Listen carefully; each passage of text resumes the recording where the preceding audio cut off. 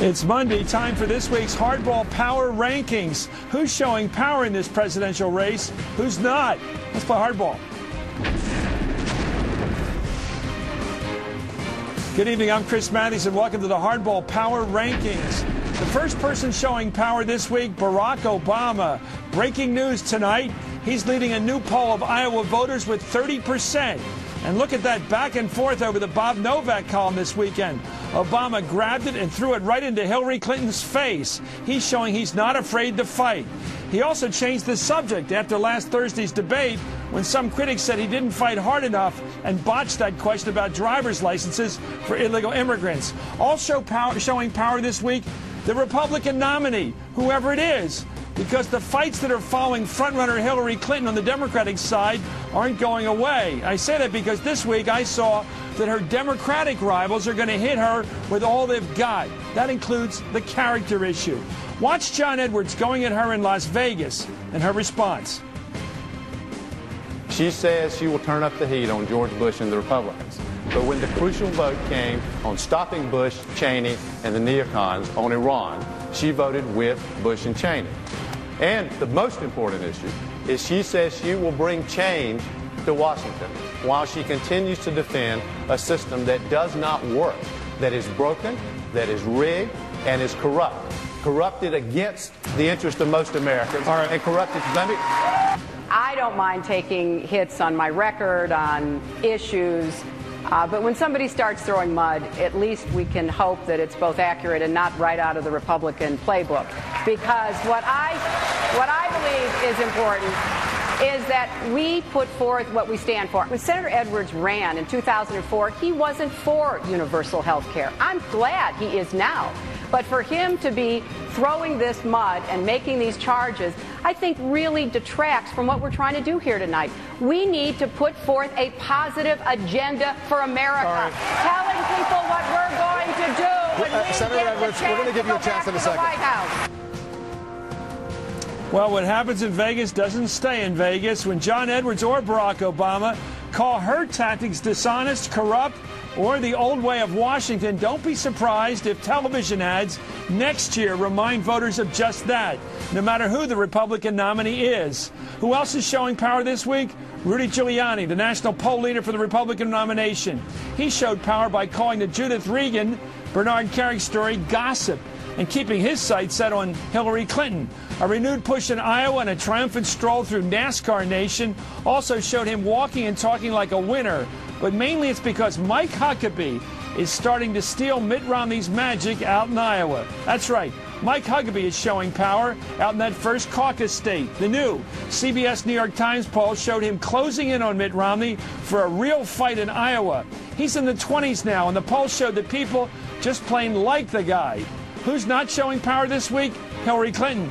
Obama dragged her into a fight over whether she's using slime tactics, and that new Iowa poll questions her inevitability yet again. Mitt Romney. Huckabee's rise in is trouble for Romney. Giuliani going big into Iowa is another bad sign for Romney. Who else isn't showing power?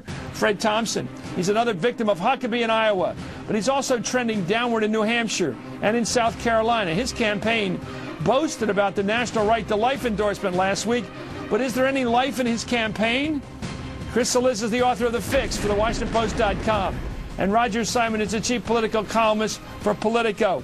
Let's talk about Barack Obama and the big pop he got out in Iowa, first with Chris Solis.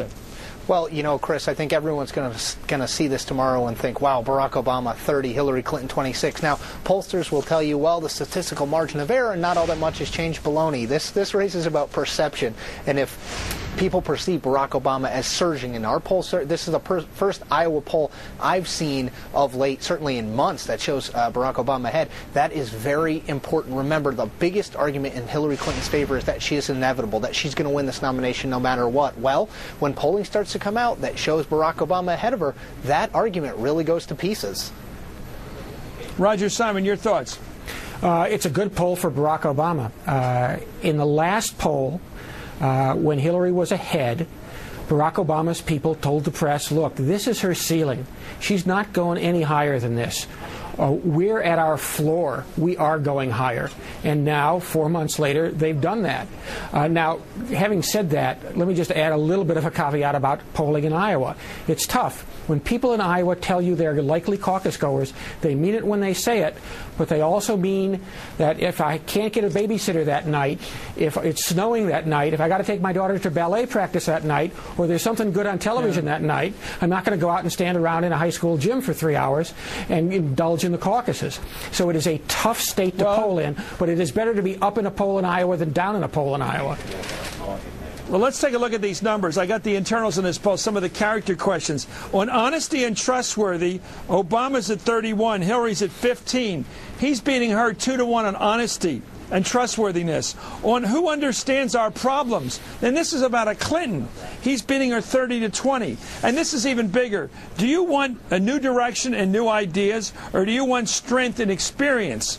Well, 55% of Iowa caucus voters want the new stuff, new direction, new ideas. Only 33% want the stuff that Hillary's offering. I was amazed at how that's growing. That's a 22-point spread for new ideas. It was only 10 points in July. Roger, something's going on in Iowa that leads people to say we want big change. It leads them to say that, and Iowa is certainly a state where people don't, where if you promise that you're going to change the culture of Washington, they respond to that. They don't especially like the culture of Washington. But again, it is much easier to get a bounce in the polls than it is to get a bounce in the ground game of getting people out to the caucuses in Iowa. I only remind people of that because they might be surprised on caucus night when the results don't match up exactly with polls. Iowa is about organization. It was about organization 4 years ago, and it's still about organization today. And Chris, you know, one number I just go, Chris. I just wanted to quickly highlight a number that relates to that change question you asked. Watch John Edwards' numbers, not just in the post-ABC News poll, but in future polls. Does he remain a viable third option? I think he's in the low 20s in the post poll. Or does he fade? If he fades, is Barack Obama then the unifying candidate that represents all that change that you're talking about? Or does it wind up being split between Obama and Edwards, maybe giving Hillary a chance to clean up and win a sort of three-way race as opposed to a two-person contest? When do you think that fading would begin, where it becomes a two-person race? Well, you know, I think Roger's 100% right about the fact that, you know, you take these polls and you say, okay, this is interesting, but the caucus isn't until January 3rd. Look, I think we saw a ton of movement in 2004 in the last month of this race, heck, in the last 2 weeks of the race. I think people really start to pay attention, really start to make up their minds in a real way in the last couple weeks. I think that's when we might see John Edwards eroding, if he's going to erode. And you're seeing that. Look at the big story this week.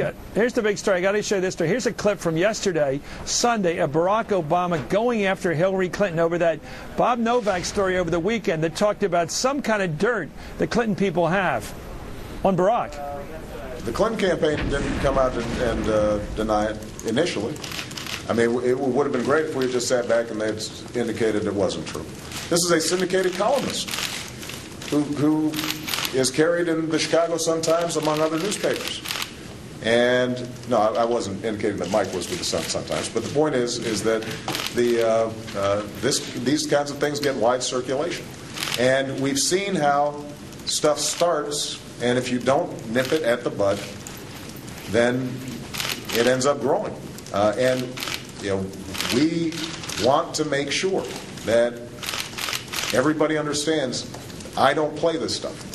And I won't. Roger, why is Barack Obama